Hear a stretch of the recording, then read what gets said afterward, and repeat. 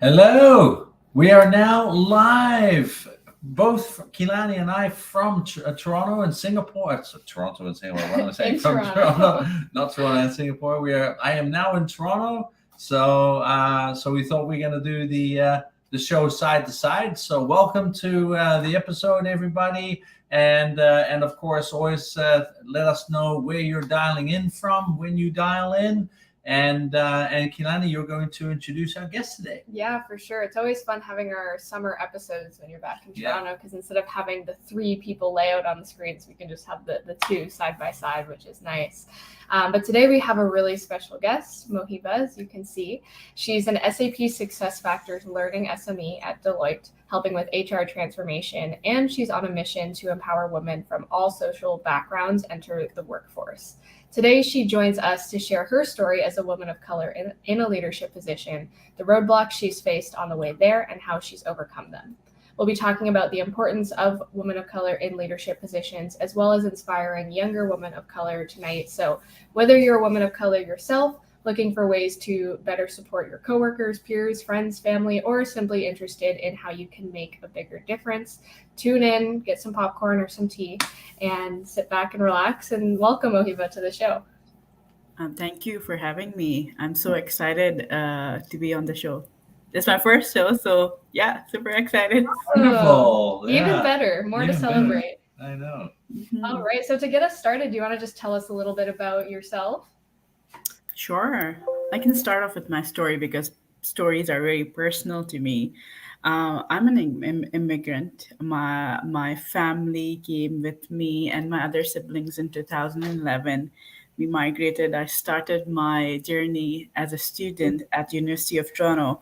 I started off with studying for HR.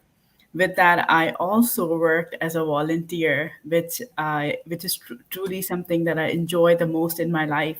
I started with a non-for-profit called AXA, which is one of the biggest non-for-profit in Agent Code community, which is Scarborough. And then I started off writing my exams, taking the letter, started off my career. They offered me a full time position there because of my work at there.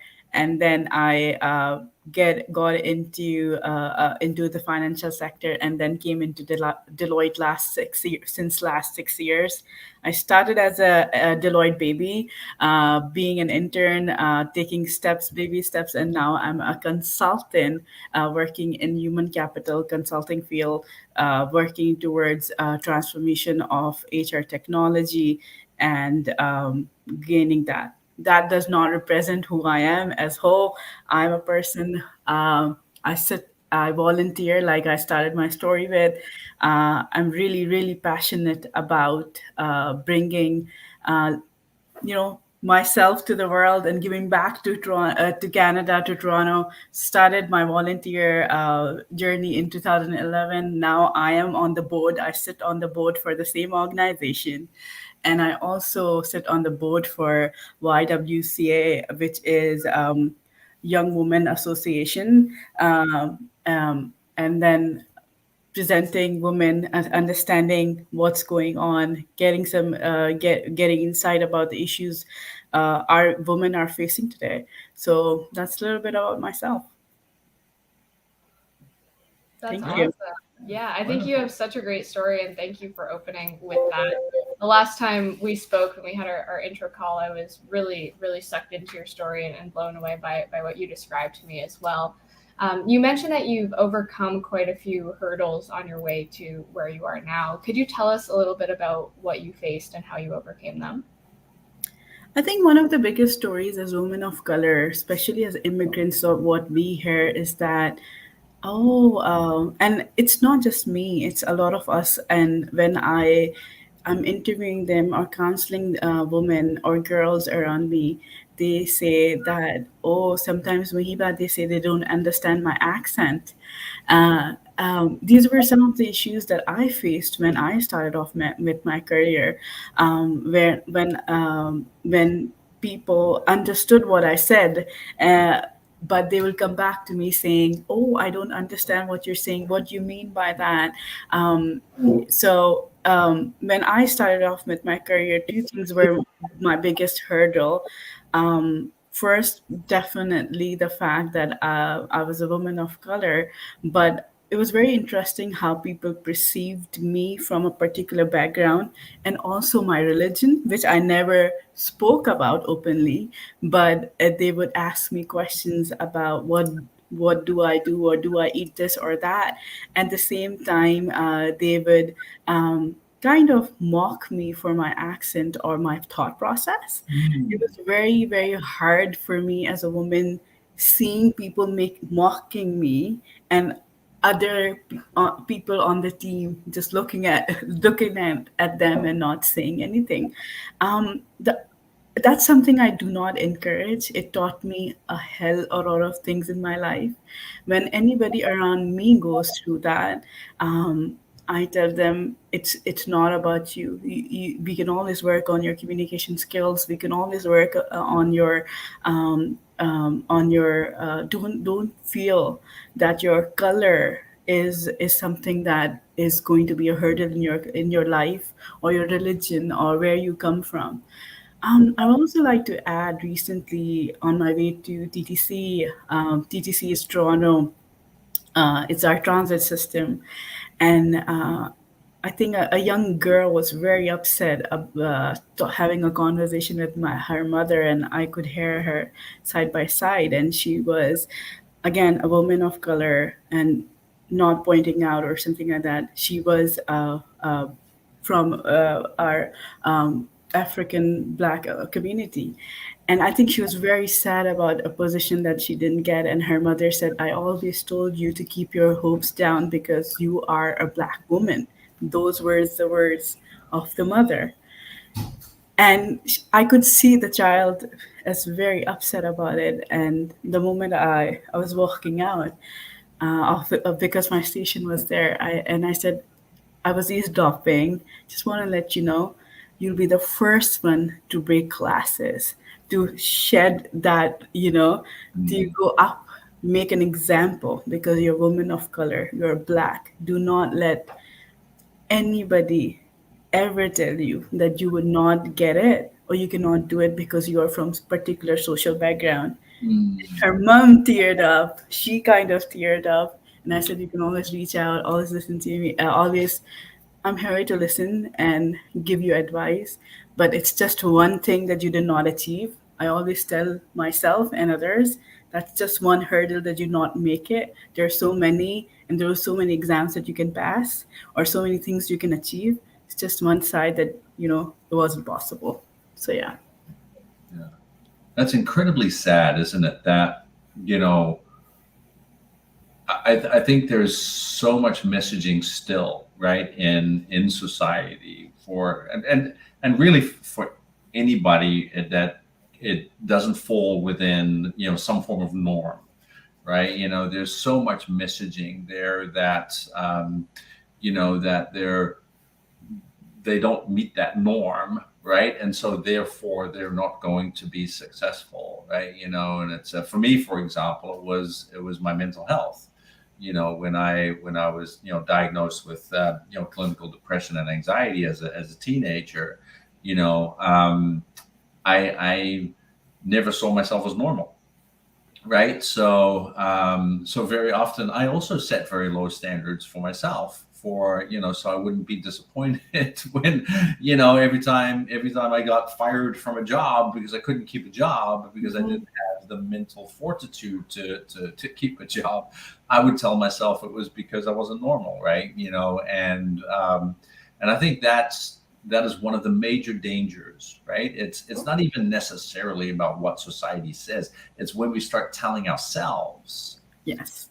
Right. That's when it becomes such a dangerous thing. So good for you for, kind of stepping up and saying something, and I wish there was somebody in my life who early on in my life said, hey, what do you mean? You're not, right. You know what I mean? It's like, and I think that's something that we should all be cognizant of. It's, I remember reading a link a little while ago on it was a LinkedIn quote, and I thought it was rather good, but not completely correct. And I think it was from Huffington, and who said, every time a woman speaks up, right, she speaks up on behalf of all women. And I actually disagree with that. I think whenever a woman speaks up, she speaks up on behalf of herself because she needs to. But I think when a man speaks up for a woman, he speaks up for all women, right? And that we need more men, for example, speaking up on behalf of women leadership, which is still not happening enough in Yes. in this world today. And I think that is such an important thing for us to really acknowledge here as well. Is that we need more, um, you know more of us, us guys, stepping up and saying, hey, we need to start seeing this differently. We need to start doing things differently. And until then, I think that's when we can really kind of speak up for everybody. And I learned, like, on that note, that I learned how to speak for others because of those incidents, because I saw people mocking me or making fun of me and others being quiet. I wish, I really wish somebody would have just stood up for me, Yeah. and nobody did. They saw that, this has happened. Mohiba was going through that. I teared up. I cried in those cubicles before COVID because that used to happen. And I wish somebody could have just said that, Mohiba, what they did wasn't called for, or something like that. It's not you, it's them. But nobody did. Yeah. And I learned that if in my life anybody goes through that, I will be there, stand up for them, and maybe there will be their voice, maybe they need me, or a word of courage can help or change their moment. For sure. And what I love when you told the story about your experience on the TTC is how you act on exactly what you just said. You have this belief or this rule for yourself to always reach out and help other people. And I can really see in you that you always follow through on that. And what you mentioned when you were speaking about that story, and I don't know if this was an intentional phrasing, but I love the way you said you're going to break through ceilings because you're a woman of color. And I think it's such great messaging, because we hear oftentimes you'll break through ceilings despite being a woman of color, or despite being a woman, or despite mental health issues. And I Yeah. love that it was phrased, you'll break through ceilings because of who you are. Yeah, because I think it was at that moment that a messaging was going on. I don't think so the mother was intentional about it. I won't blame the mother. But maybe Or she had those incidents when she was not given those opportunities because she was a woman of color. yeah, and she didn't want her daughter to be, in Yeah. pain, and she wanted to try to, at least help her daughter feel better somehow, right? And but it is unfortunate that ends up being the messaging, Yeah. right? Yeah. And it is so true that so many people, receive that messaging still on a daily basis. Yeah. Yeah. Yeah. Sure. True. True. I agree. And you mentioned that a lot of your experience was kind of people making fun of you or speaking down to you. Were there ever people around you who you could look up to as women of color, or people who you felt connected to, or felt that supported you in your journey? Initially, it was very, especially when I was in university, and this is the major reason I do mentorship at University of Toronto, because I couldn't find myself. It was very, LinkedIn wasn't the as common as it is today. It was starting off when I started studying and I was in my school. People didn't use it a lot. It was very difficult for people to access people, Mm, and around me there weren't a lot of people who would mentor me or who I can look up to. Mostly were men. It's not that I have amazing mentors who are men, but I wanted somebody who can I connect to, who could understand my story as an immigrant, who could understand where I'm coming from, what social like, find in terms of social background, all of that I'm coming from. I needed that who could understand that. Initially, I could not find somebody, but more and more that I go went into different positions, I got accesses to other women, especially when I'm reaching out and I'm more out there. I think I did get more help and more assistance that I needed. Yeah, and what was the difference for you in your experience between the times where you didn't have that assistance and the times where you did? The major difference was that there was nobody to say that it is okay. It is okay if you failed. It's it's not even about failure. There was nobody to cheer to have that there for me to be like, oh, you achieved that thing. That's let's party, let's celebrate.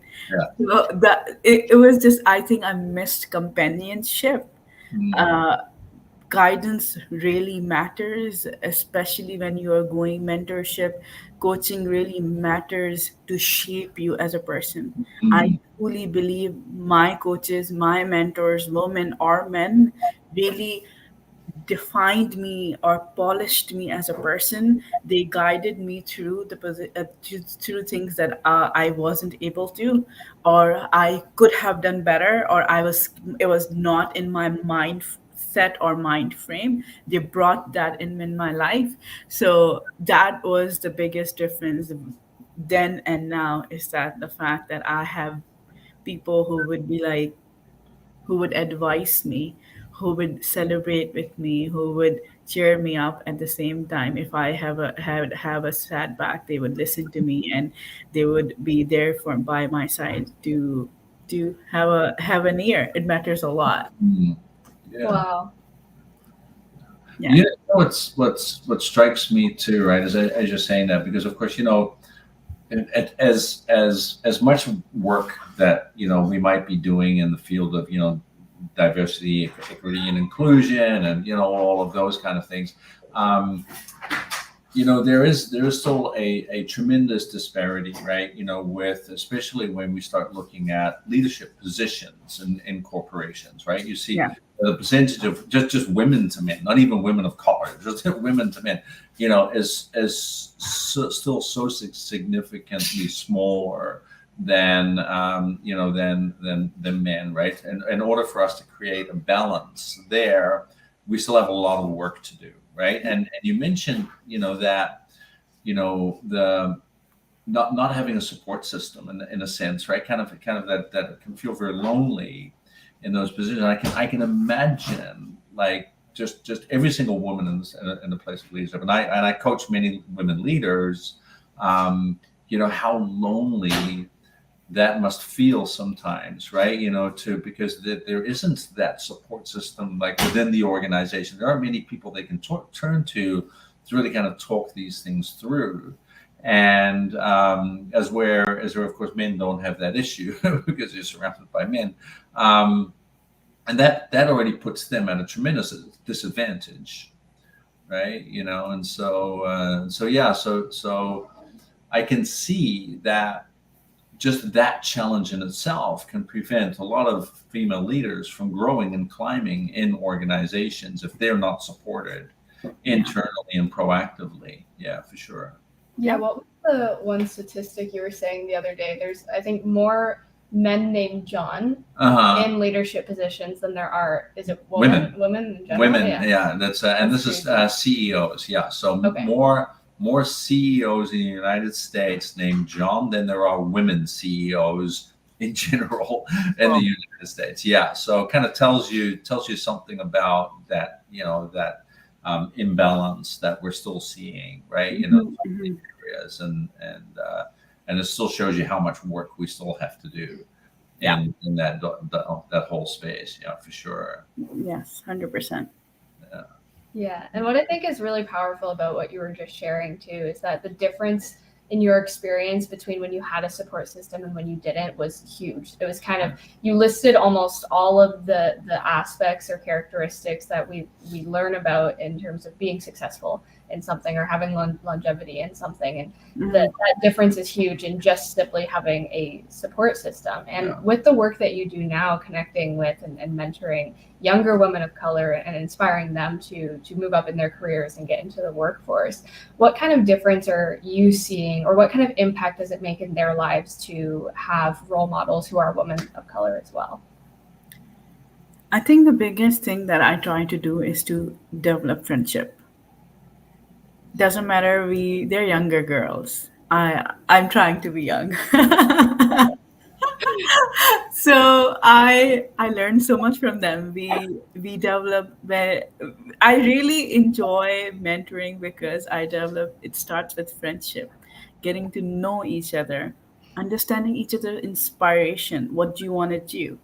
So my conversation would rotate around, okay, what are we doing? What is our action plan? What are we trying to achieve? How do we get there? What resources I can provide to get you over there. A Mm. lot of time, we, especially when we're young, we are very afraid to reach out and expand our network. Mm. We are still figuring it out. So when we go through those conversations, I create a plan in my head, write it down in my first session. Okay, we will do work on LinkedIn as your platform. Uh-huh. The very famous word that I say, your LinkedIn is your Instagram. Uh-huh. You have to market yourself. You have to brand yourself. You have to come up with your game when it comes to your LinkedIn. It's not because um, it's better than Instagram or LinkedIn is better than vice versa. What I'm trying to achieve is that we our social life and our personal life can merge together at the same time, grow our network, build friendships, be personalized, be open. I wasn't. I would say, hey, my name is Mohiba. I'm trying to know. Tell me your story. What did you watch on the TV? We discuss shows. So Mm. that's something I try to do when I'm mentoring them, so that I've always seen my mentees coming in very timid. Oh, Mohiba works at Deloitte. She is a girl who works in human capital or consulting. She might be very cold or warm, or she might not.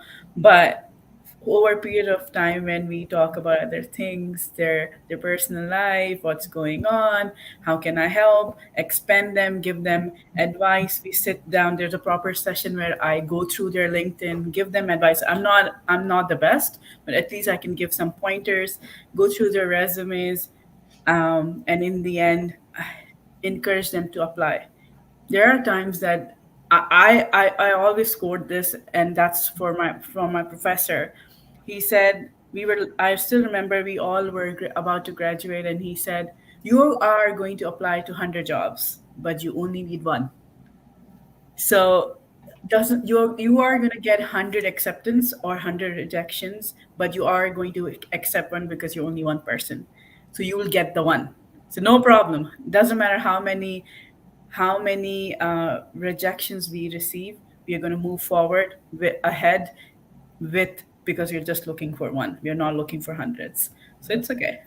So these are some of the things that I work through my mentoring sessions. Mm. Yeah, and so I'm hearing two things, right? So the first, it seems to me that a maybe a possible restriction, right, or an inhibiting factor, maybe, um, is for especially these young women, right, to have the confidence or maybe comfort to kind of just step out and say, hey, this is me, this is who I am, Yeah.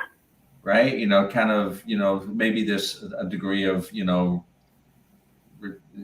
whatever the restriction is or the inhibiting factors are, but there seems to be an inhibitor that prevents them from just being willing to do so, right? And the second one that I hear is kind of maybe a resistance to just being vulnerable. Yes. That with that willingness to ask for help, that Yeah. willingness to say, hey, I'm just alone, right? I'm alone here. I need support, or I need help, or one of those things. And that if you're a female aspiring to be in leadership, or you are in leadership, is if you can do those two things, that would make a major impact in your growth as a Yes. professional. 100%. Yeah, awesome. And I always tell them that leaders that I connected with, it was never because of work. On a personal note, I always we both opened up, the leader and I, may it be men or women, or even coaches or mentors. We talked about our personal story. You don't have to get personal about, oh, this has happened, this, or, but you can open up about your interests. Where have you traveled? Show your personality. Otherwise, you're just a name. And that's something I learned over a period of time, and that's something I teach my coach, my mentors as well, that we have to be personal for in order to make an impact, and in order to be remembered. And because each person is unique, you bring a unique story to the table. Be vulnerable, be open about it. And and I'm 95% or 99% of the time, people will be kind. They will be there to share that moment, or listen to your story and give you advice. Yeah. Yeah. I think that's what's so great about LinkedIn too, and why I really get why you're pushing that for younger women too. Is it is such a great place to connect with people, Yeah. and in my experience too, pretty much everyone you speak to is willing to help or connect with you in some way. And like you said, every conversation, and a lot of conversations I have end in friendships even, but they all end in valuable connection of some kind. 100%. Yes. Yeah. That's Yeah, and so now we've talked a lot about kind of the impact of younger women of color in leadership, which I think is such a great topic. And one question I'm really curious about, kind of looking at a more futuristic side of things, if we were able to kind of create a perfect balance and have women of color be really influential in leadership positions, what kind of impact do you think that would have on our collective world? Sorry, you got to. Sorry. That's okay. Where did I cut out there? Can you repeat the question? Sorry about that. Yeah, no problem. So the question is, if we were able to create a perfect world where women of color had, equal influence and equal representation, what kind of impact would that have on our world? I truly believe in balance, where men and women have both are represented at the same time, and at the same positions. Or what it really, the impact that it's going to bring is that, um, where we're living in a society, it, for me, if I see somebody, a woman out there, it brings inspiration for me. I think in my head, as a woman or a girl, I want to be there. I want to be that person. I will be there one day. That's just me. I want to grow up like her. Oh, that inspiration. Another thing, a point that comes in where we talk about work-life balance. When women bring in, because they're mothers, they're usually, they're it's not that they bring that balance of coming in, that I want to have my me time, not just because they're mothers. It's just that as women, we really believe in taking care and be voicing that. So that brings a lot of aware, in terms of sensitivity on the project, or caring aspect, that nurturing nature comes in when women are leaders, which is something that really inspires me, because they bring that, okay, we have to do this, or it's this not that, they're 100%. We build, as women, we believe in deliverables. At the same time, we believe that it's very important to have work life balance in that aspect. First is definitely inspiration. Second is work-life balance, and the third one that I believe that makes a very big difference is leadership styles. You see two different personalities. You see a mix. They learn, women and men both learn from their experiences. Their leadership styles are different, and as a person, I really enjoy that their personalities, how they understand or navigate through problems. So these are the two things that really brings a big difference, or that world how it will look like is how these three aspect of it. That's awesome.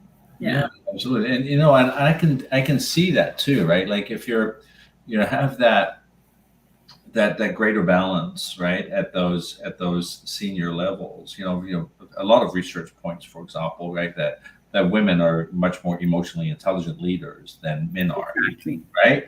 So having more of that balance will change the way organizations make decisions about their visions for the future, about the impact that they're making on society, and so I really believe that when that level gets more balanced, we're actually going to see a flow over of the Mhm. amount of good that's going to happen, not just in the independent workforces of those organizations, but literally into society, Yeah. right? Where we're going to see society become better because companies are going to start contributing to making their communities better rather than just the bettering the pockets of their shareholders, right? And I think that is such an important thing. And the other thing too is, if you think about, of course, I might be heavily biased here,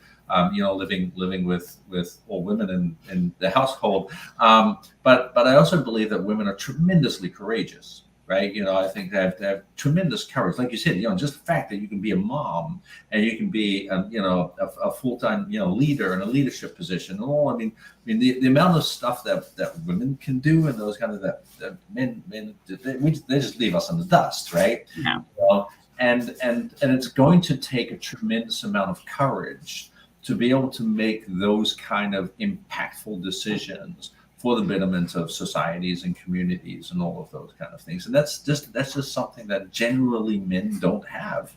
And so we're always going to be limited in the growth of society if we don't have a better balance at those higher levels for between men and women, and including of color. That is extremely important, because we need to be, like you said, we need to be able to inspire everybody in society, right? All levels. We can only do that through diversity. Yeah. Right. Yeah, 100%. absolutely. Yeah. So I'm on board with that for sure. Yeah. So hopefully somebody's listening.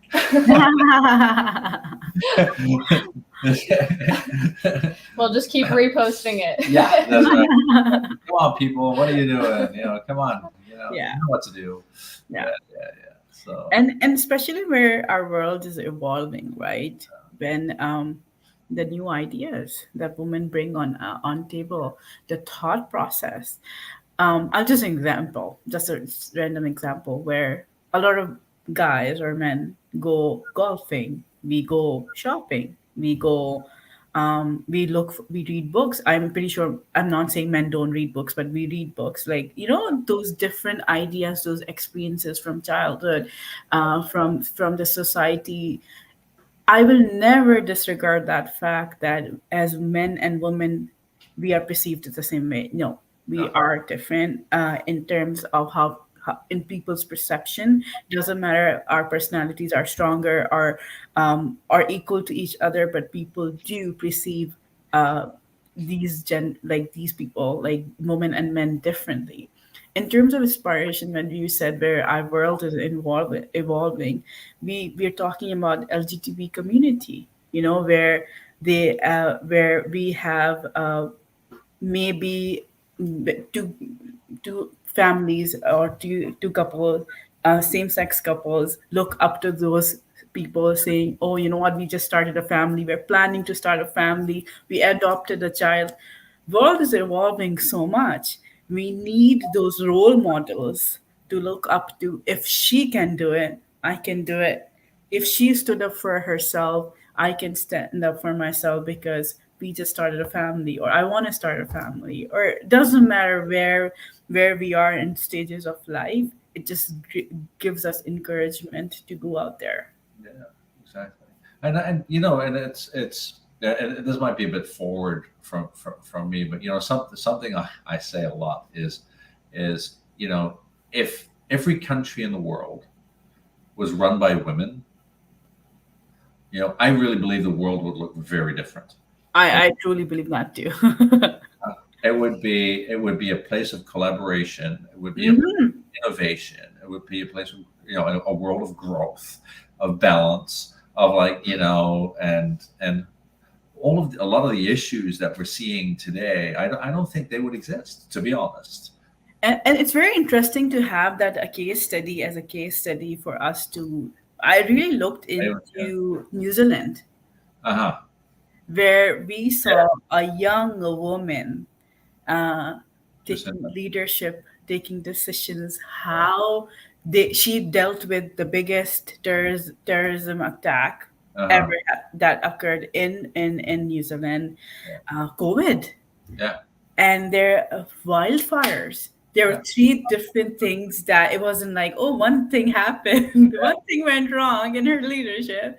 But how she dealt with it, it really inspires me. How she collaborated with other countries. Each each of these crises were dealt with a lot of care, a lot of considerations, and it's not just it was just an organization. It was the whole country that was looking up to her, and Yeah. the world was looking up to her. No. It was very very interesting. Very- I read about it a lot. Yeah. And actually, you know, what I find about that too, that example, actually, even how she stepped down Yeah. was such a courageous act of leadership. Yes. Yes. Right? Like you know, I mean, right now there are men in the world trying to hold on to their positions of power, right? While they have long passed their expiry date, Yeah. and they're still trying to hold on those positions of power. We have no idea why. And here you have this woman who has accomplished such amazing things in such a short period of time, and they kind of go, you know what? I think it's time for somebody else. I think Yeah. it's, you know, it's time for me to step aside, focus on my family, do what I, you know, need to do. It's time for somebody else to do the job, you know. So I mean, that is inspiring. You Hundred know, percent. like if every leader could realize that point, you know, if we're to say, hey, I think I have just made myself obsolete, I am now going to step aside and welcome that next, you know, we're Yeah. only going to see evolution, Yes. right? 100%. You know, and that's, I mean, that takes strength to be able to do that. You know, and it's not a sign of strength to try to hold on to power. That's not a sign of strength.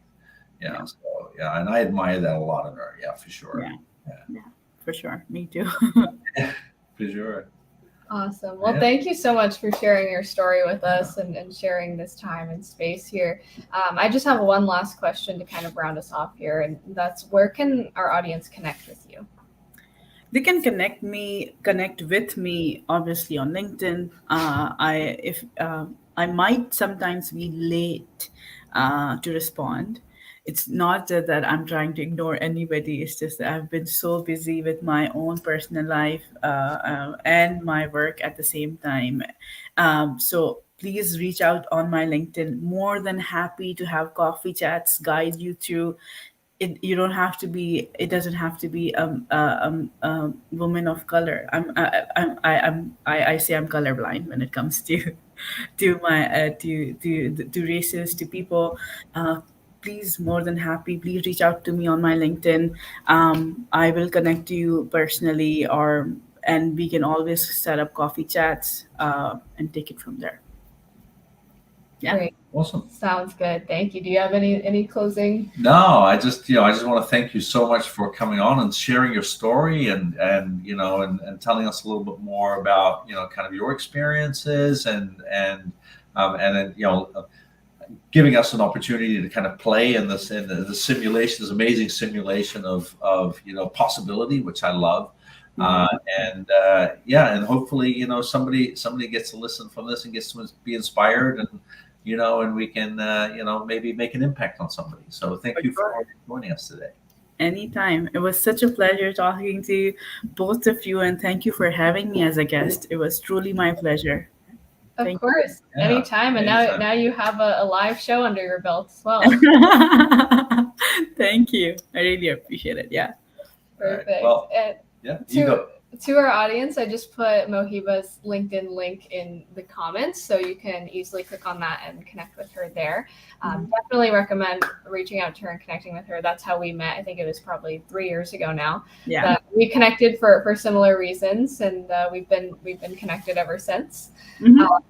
And if all of our audience enjoyed this episode, please comment one word that sums up your biggest takeaway from our conversation with Mohiba tonight. We'd love to hear that, whether you're watching live or the replay, we'd love to see.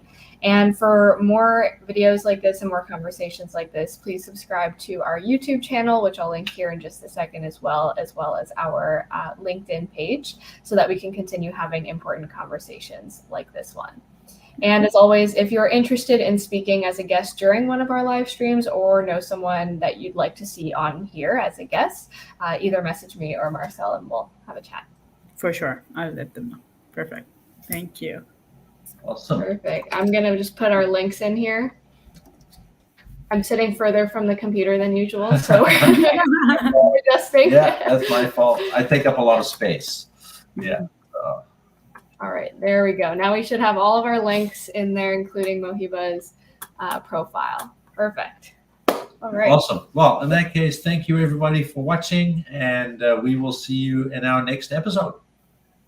Awesome. Thanks, everyone. Right. Okay. Bye. Bye.